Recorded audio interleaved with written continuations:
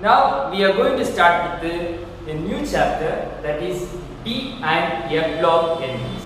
As you all know, in the periodic table from group number 3 to 12, group number 3 to 12 are called D block elements. What are D block elements? The elements present from group number 3 to 12 are called D block elements. Why they are called D block elements? Because the last electron or the valence electron of these elements from group number 13 to 12 are enter d orbital of penultimate shell. That is why they are called D block elements. The D block elements are situated between highly electropositive S block elements. So here the S block elements are present. Here the P block elements are present. Between these two, the D block elements are present. S block elements are highly electropositive in nature, whereas D block elements are electronegative in nature. So, what about these D block elements? Their characteristic features are between S and P. Or otherwise, these D block elements showing some transition in properties from S block to P block. That is why these D block elements are otherwise called transition elements. They are called transition elements. All the elements of D block are metals. That is why D block elements are also called transition metals. They are called transition metals. So, if you study about the definition of D block element, those elements which having partially filled, that's a word is very important, partially filled. What is the meaning of partially filled? Not fully filled. So, the element which contain partially filled d orbital in its penultimate shell is called D block elements. What are D block elements? The element which having partially filled d orbital in its penultimate shell is called D block elements. If you are taking the elements of group 12, do you know what are the elements present in group 12? Zinc, cadmium and mercury. These are the elements of group 12. If you take the atomic number of zinc, it is 13. So if you write the electronic configuration, so the zinc electronic configuration this comes like this: 1s2, 2s2, 2p6, then 3s2, 3p6. So up to 3p6 means 8 plus 6, 14, 14 plus 4, 18 electrons over. So instead of writing up to this, we can write in square bracket, we can write organ, because this is the configuration of organ. If we are putting organ in square bracket, 18 electrons over.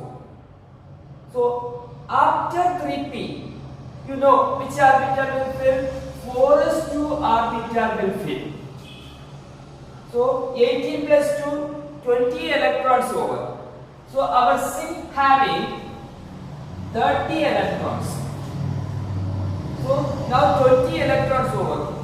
Next 10 electrons, where they are present? They are present in 3d10 configuration. This is the electronic configuration of zinc. So as per the definition of D block element, the elements which having partially filled d orbital in its penultimate shell is called d block element. But zinc having how many electrons? 10 electron. 10 electron means it is completely filled. It is never called partially. How can you call zinc as a d block element? As per definition, partially filled, but zinc having fully filled. Same problem comes in zinc cadmium also.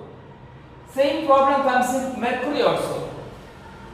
Then how can you call them as d block element?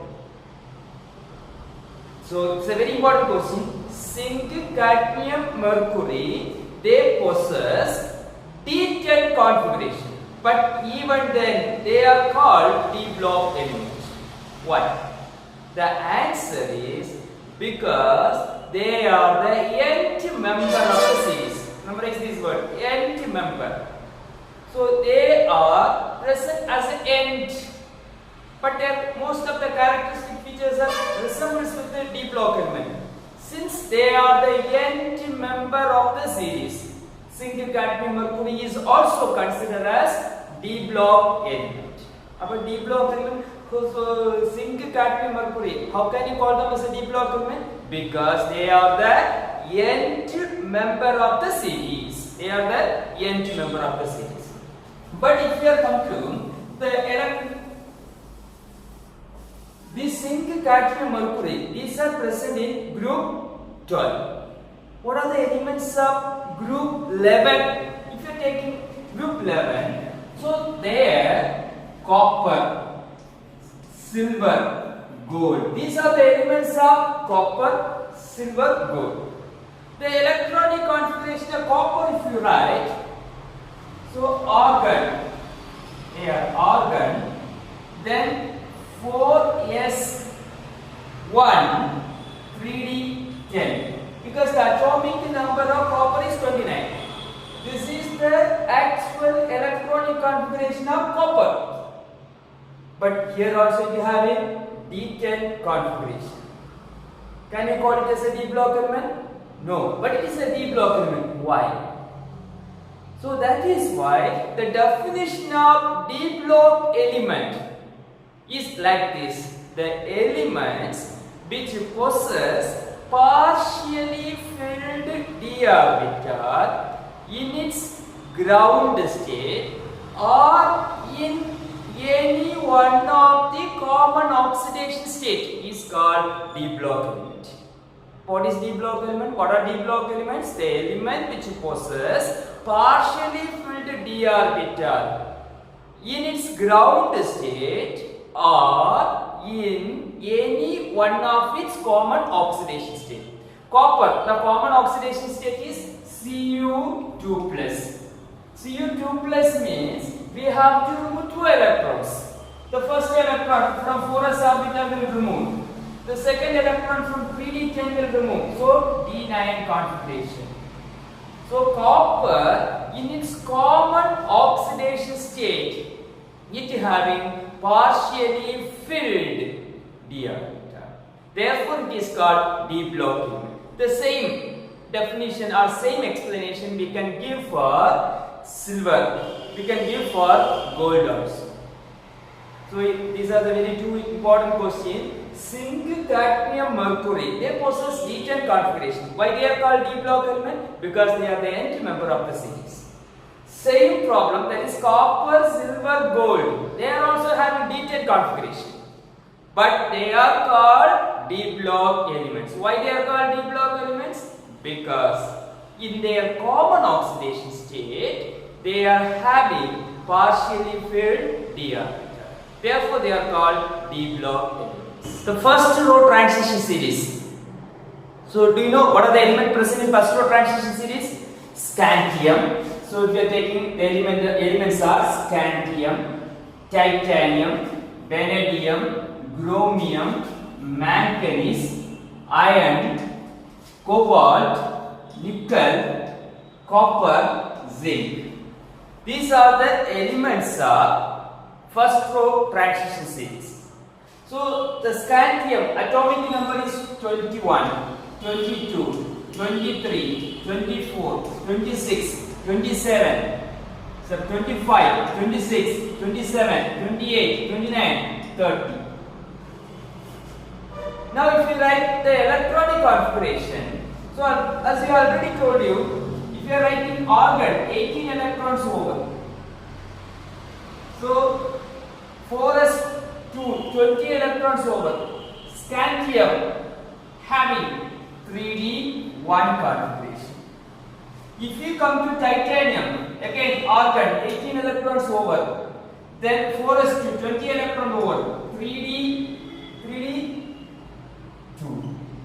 If you come to vanadium, same organ, 4s2, 3D 3. That means there is no change in the number of electrons present in the outermost orbital. Only changes occur in n-1 d orbital. The incoming electrons are occupying d orbital of penultimate shell. So since the number of electrons present in the outermost orbital is same when we are moving from left to right, they show similarities in properties when we move from left to right. You studied about P block elements. You studied about S block elements. S block element, how we studied? Group 1 element. So group 2 element. P block element, how we studied? 15th group element, 16th group element, 17th group element. That is group wise. But D block elements, we are studying only in period wise, only in series. Why? Why we studied S block element in group wise? When we move from top to bottom, in group 1, all the element possess 1 electron in its outermost orbital. So therefore they are showing similarities when we move from top to bottom. But here in D block element, when we are moving from left to right, since the number of electrons present in the outermost orbital is same, they are showing some irregularities. Therefore, D block elements we are studying in series. So based on the last electron where it enters, based on that concept, there are 4 series of D block elements.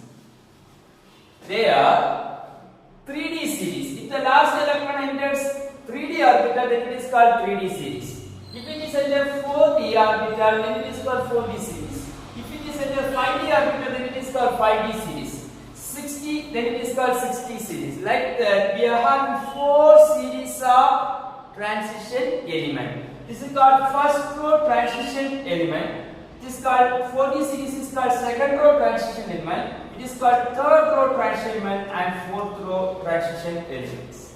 So we are having first row transition element, second row, third row, fourth. Doubt whether they are showing similarities when we move from top to bottom. Because when we move from top to bottom, also the number of electrons present in the outermost orbital is same.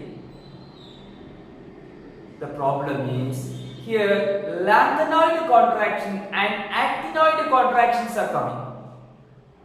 That we are going to study at the last. So because of the lanthanoid and actinoid contraction, their size when we move from top to bottom, there is no variation in their size. Therefore, so in their properties, they are having lot of discrimination, lot of problems. So that is why we are normally studying D block element in series, not in groups.